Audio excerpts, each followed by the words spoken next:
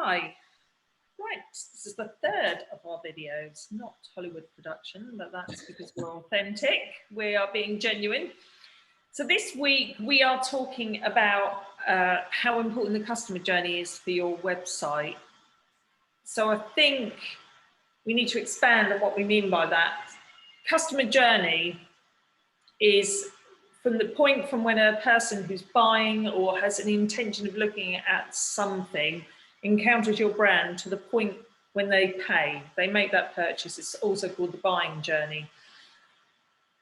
We're going to delve into that for what it means for your website, but I think it's worth exploring that over all industries and in general. So I think the first thing to talk about, Joe, is the mistakes that businesses and companies make on that journey. So if you could go into that, I think that would be helpful to kick us off. Okay, well, hi Caroline, hi guys, and hopefully you're liking the new background. We're just testing it out. Okay, yeah, it's coming back to this same idea of offline, online there's been this big disconnect. So we're going to touch on this in a little while, but your customers are human. Just because you don't see them, it doesn't mean they're not human, that they don't have the same thoughts and feelings they do as if they're walking into a shop. And it's really important because loads of people out there, yeah, obviously, but you think, well, no, there's a disconnect, and we'll go through those points. So the first one that I want to look at is assumptions. Assuming certain things about your customers, assuming their customer journey, assuming their behavior are all mistakes. When someone's in front of you, you can get a good idea of what that customer is. Are they ready to buy? Are they just thinking about it? What kind of questions are they asking me about my product and service? That tells me where they are. And in person, I can then address that part of the customer journey. Are they at the first bit where they're just thinking about it? Well, I'm not going to take them straight to a product and ram it down their throat. I'm going to say, well, what are your needs? What kind of thing are you looking for? And making sure that they're right for the product rather than the other way around. So, in a website, there's a lot of assumptions to be made. Which leads us on to this idea of misplaced call to actions. So you assume that someone comes to your website ready to buy. You stick a pop-up in front of them saying, buy now. If you buy now, you'll get this. In 7 days, the offer will go. And it looks a bit desperate. And it makes the assumption that everyone that walks through your virtual door is ready to buy. No browsing, no research, I'll just pop into the shop and see if I like it. I'll have a look round. No. So you wouldn't, when they walk through the door, going, if you don't buy it in 3 days, you can't buy it anymore. Or here's a product, you want to buy it, because you know that they'll turn around. In fact, do you remember the old style? Well, you may not, but it might be equivalent of a woman. But in the 90s, I'm showing my age now. You had like male boutiques. Honestly, I can't believe I'm saying this, but they were like high fashion stuff, like designer names. And you'd walk into the shop, and someone would pounce straight on me. Now, it's not me; it just isn't. So a couple of times I walked straight out, because it's like, if you don't give me a chance to soak in what you do, to work out whether I want to buy a few and have a look at your products and services before you pounce on me, I'm not coming back again. So, imagine 10,000 of me. I mean, obviously that's a hard thing to imagine, but it's probably a horrible concept. But then you've lost 10,000 people because your message isn't geared and bespoke to the customer. So for a good example of a misplaced call to action is going to Tesco's. And this happens to me all the time. Honestly, it's not just an example, it really does. And I've got loads of things on my mind, and I buy what I need, and I get through to the counter. I pay, the checkouts. I pay. I put my, the payment method away. I'm walking out of my bags, and there's a big box that says, "Oh, this is for charity. Do you want to put some food in?" And every single time I'm like, "No," because I don't overbuy. So what you're effectively asking me to do is go round again. I'll put some of the stuff in now that you bought, and then go round again and buy them again. And yes, you could do that, but a lot of people are busy. So with one little call to action at the start of when you go up the escalator in Tesco's or through the doors, it just says, if you feel like giving food, remember at the end of the checkout, there's a little box you can put stuff in. And these are the things actually we desperately need. Honestly, every single time I go in, I would put something in that box. So they've gone from no conversions ever, because it's not my responsibility to remember this, to every time I go to Tesco's, I would put something in there. So you think about a misplaced call to action, that's exactly it. You know, so someone coming on to research a car, research a big purchase thing, look an accountant, look at solicitors, or whatever it might be, you know, to go straight into buy now. It just, for me, is like, nope, on to the next website. Which leads us on to the next thing, which is there's plenty of people out there that will say, yeah, but for every one of you, there's 5 that will buy. And I can't argue with that. But it comes down to the bigger picture rather than the smaller picture.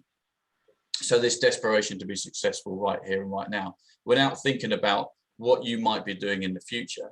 Now, one of the things I remember running a couple of agencies is that one of the things I was most proud of is the length of time my customers stayed with me. And I'm not just saying that, it genuinely was. It was, I looked down at some customers, or I'd be talking to other people about my customers, say, these guys have been with me for 5 years. 5 years.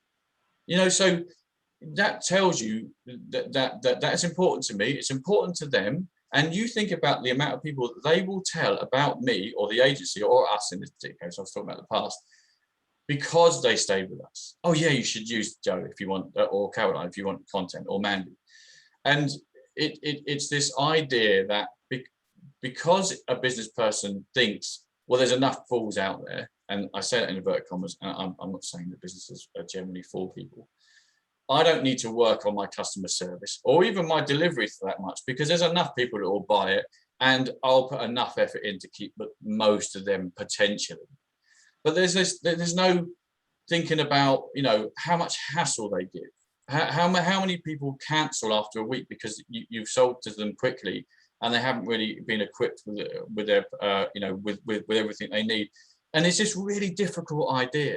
It's a really difficult concept to get your head around, and that is, you don't want customers that are ill-informed.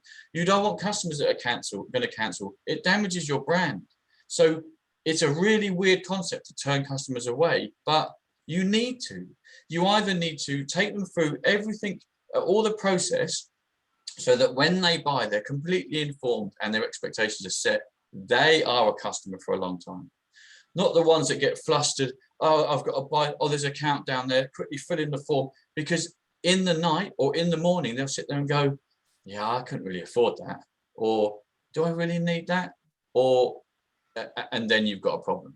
And then you've got this high, stressful environment where you've got a lot of people going for your business and a lot of people dropping out of your business. You know, and it's a really stressful environment. So, you know, to sum up there, Carol, I know I love talking, and I'm sure anyone watching this video will be thinking, give her a chance to speak. But, you know, it's, again, apply on offline principles to online. Imagine they're walking into a shop. Imagine your homepage is your shop window with a little doorway in, or even your homepage is the couple of seconds after they've walked in the door. You know, in person, hey, how you doing? We've got loads of things on. There's a special offers up there. If you want to have a look, we've got a couple of things on offer. Have a look around, take as long as you want. I'm here if you need me, and we've got some literature if you want to, you know, look into it a little bit further. Any questions, let me know. Great. And then they might say, no, we're good. Have you got one of these? Yeah, it's over there. And they buy it, or they might go, oh, great, I appreciate that. I appreciate the space. I'm going to have a look around. So, you know, does that all make sense, Caroline? Yeah, it does. It does. And I think you know, you covered a lot there, and the reason, you know, it's a subject that's important to us. So, you know, I don't want to stop your flow, because when you're on point, you can at any time. Don't worry. I think, like you said, the assumptions about people. You know, I want to be wooed almost, you know, when I come to someone's website. I want someone to say, oh, we don't really know you, but look, here's who we are. We're just going to tell you a little bit about ourselves. And that happens visually. If you think about a clothes shop, which you talked about, you walk into a clothes shop and you get a sense of, you know, what season are we in? What sort of clothing have they got? Is someone going to pounce on me when I walk through a door? Because I, like you, would just go, do you know what, I'm off. You know, I don't want to be confronted with the sales rack. I don't want to be confronted with people. I want a little bit of flow, a little bit of, oh yeah, that looks nice, that looks nice. Further on in, if you use that physical walk through the shop as a customer journey, fine. Yeah. Talk to you, but gently say, look, this is what we're doing. Maybe you want me to help you with that, maybe you don't. But you're right, there's too much assumptions. There's too much where on a website you're not doing what you said you would do in person. I agree with that. You would never ever behave like that in person if you ever wanted to do well in business. So you shouldn't do it online. There should be some creating of awareness, a little bit of trust, and then we move towards the point where they think, well, okay, I think I know what these people are about. Maybe I do want to buy with them. So I think I agree with all of it. How that works for content is that careful conversation, speaking to them, the thought that they're a human being, because we know they're human beings, and you must know that people online are still people reading. So that's always worth bearing in mind. I think that quick kind of culture of let's get them through the door, let's sell them something immediately, that does long-term damage, to your brand. I don't know what would you say that does for your brand, Joe? I think personally it's quite short-term. It's not the way to grow, but that's just a business mind. What it does for brand, you could probably expand on better than me. Okay, well, there's a couple of things there. Before I go into it, the first is, it's like if you want to date someone and running straight up to them and going, oh, date me. I've got a nice car, I've got a nice job, I've got da-da-da. Please date me. I'll do. It doesn't matter what you're saying. The customer's going to, the person that you want to date is going to go, whoa.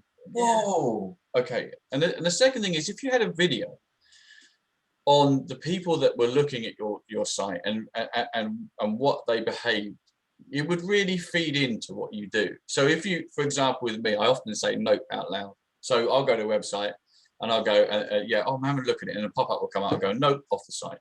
And if you could see that, it would feed into this idea that, oh, actually, there's actually, out of every 5, there's 4 that just say no. So I get it from a business point of view that you don't see that, and it forms this disconnect. It forms this, it promotes this idea that these people are virtual, that they just click, oh, someone's sold it. Oh, that works because someone's bought something. So there is 2 sides to this, and I think that's a fair point. So damaging your brand, so assuming I'm not very clever, it is always going to turn me off. It's just. I wasn't going to go there then, but yeah, let's assume you're not very clever. Assuming you can get one over on me, assuming this idea of selling sand to the Arabs, I know it's not a very PC explanation, but I hear it all the time from salespeople. It's just going to make me think, forget it, because you're just trying to get one over on me. You're just trying to say, I can outwit you. My dad used to be a salesman, and he would come back and say, oh, all these different techniques. And I remember thinking to myself, he was a good salesman. I remember thinking to myself, but surely you're just trying to fool these people and corner them, and ask a question and don't say anything afterwards. It's like, so when do you do that? So when do you do that in a normal conversation? So why are you doing it now? Why are you forcing them to fill a gap and be uncomfortable, having to say yes? Because again, people are humans, and they'll go away and think, no, I didn't really feel comfortable about saying yes to them, but I didn't seem to have a lot of choice. So it's coming back to your product's good, your service is good, and you treat people with respect, regardless of whether the search landscape or the online landscape allows you to be a different way. Choose that way, because it's a bigger picture thing. You'll grow much faster by treating people with respect and then respecting your products and services rather than this quick win. So, don't water down your message. Don't think offline, you might be, I don't know where I get these examples from. Maybe you're a candle shop. I don't know where that came from. Maybe some psychologists will probably dissect that. So you would walk into a candle shop and some are lit up and there's all these scents there, and you go, hi, how you doing? Come on in. There's loads of new scents. Just have a little float around. You can imagine it in your head, and you think, but chances are, with all the right sort of little displays and the candles going on, they're going to buy something because they've come in your shop and they want to do that. And then you go to your online experience, it's like, buy now, 10 candles, and you think, look how much that jars. So, don't water down your brand. And by that, I mean, you know, either you're going to have customers that buy and regret it, or you're going to have customers that think, oh, but if they like that online, what they like in their shop, you're going to have customers that want to look a little bit more. So why are you telling me, you know, straight away? And most of all, and the biggest thing I think is this idea that we've forgotten about word of mouth. You know, people buy people, or people trust their loved ones and their friends. So if you're their loved one and the friend's a customer and they say, go here, you don't go anywhere else. Do you know a garage? Yeah, I know a great guys. And no one looks anywhere else, because I trust you, Caroline. You've got your car fixed there. You're perfectly fine with it. Why do I need to do any other research? Guys, reasonable, go down. So you won't get recommendations. You come across as desperate. You'll come across as inconsiderate. You'll come across that you're not really thinking about your customer, but yourself. And it doesn't take a lot. So when people say about working hard, you've got to work hard to be successful. No, you've got to just think about it to be more successful. So there is more steps to it. You know, there's a homepage. Should we chuck up a call? Yeah, just chuck that a call action. That seems to work fine. No, just take the time to think about it. It's about just considering those steps a bit more. So don't damage your brand when you've got a situation where, so think about the customer journey. The customer journey online can be anywhere. You know, when someone walks into a shop, there's a certain assumption that they might want to buy, but online it could be anywhere. You could have said to a voice search, you know, Amazon dot or whatever they're called, you know, car insurance, and then that follows you around the web. Okay, so they could be the first stage of car insurance or wanting to buy. So just consider that. So if they hit a homepage that says buy now on car insurance, give them a chance to step back. Do you want to have a look at some examples of our car insurance, some examples of our pricing? Do you want to look at a video that just shows the process? Do you want to give us a call? You know, we can understand that these are big purchases. Give us a call. We'll reassure you. Do you want some reassurance in testimonials? Do you want some reassurance in a live chat? Or do you want to go on and buy? So every step of every page you have and every step of the journey should cater a little bit for the previous step of the journey and the next step of the journey. So everyone's feeling comfortable in that. Yeah, and I think to finish off really on what you've just said, that you're talking all the time about customer and the things you should do for them. But when you do that, what you actually do is put the foundations down for long-term growth for you. You will always then be attracting the right people. You'll be able to, after a period of time, they might come to you for the first year of whatever it is, a service, but then later on they're thinking, well, I could use them for this, I could use them for that. I might buy something else from them that sits alongside what I've already bought. So if you do all those things and you make all those careful thoughts about your content and the customer journey, you're going to build a business that grows and grows and grows. So be mindful about how they come to you, what steps they take, how you speak to them. That's it. Recipe for sustained long-term business. Yeah, and trust your gut and be intuitive. You know, it's not a step. It's not how to do customer service one-on-one and you follow a step. Just think, what would I want? I appreciate there's loads of different people out there and some people want this and that, but generally speaking, people want to be treated with respect. Generally, people want to make informed decisions, and generally, people don't want to be rushed into purchases. So be intuitive about it. Get your company values over and give them an opportunity to breathe and pick your service or product. And it will lead to long-term growth, as you say, Karen. I completely agree. Yeah. So I think we could finish by saying, what would I do? What would I want? And if you keep doing that all the time, put yourself in your customer's shoes, can't go wrong. I completely agree. What would I do? How would I want to be treated in that situation? Perfect. Yeah. Great. Thanks, Joe. Thanks, guys. Thanks, Caroline.